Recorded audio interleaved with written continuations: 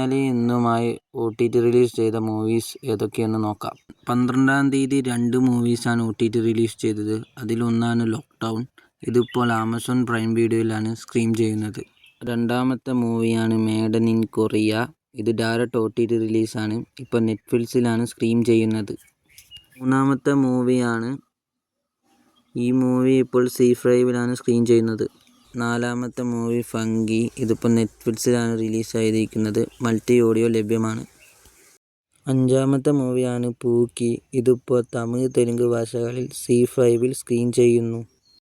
ആറാമത്തെ മൂവിയാണ് couples friendly. ഇതിപ്പോൾ ആമസോൺ പ്രൈം വീഡിയോയിൽ സ്ട്രീം ചെയ്യുന്നു.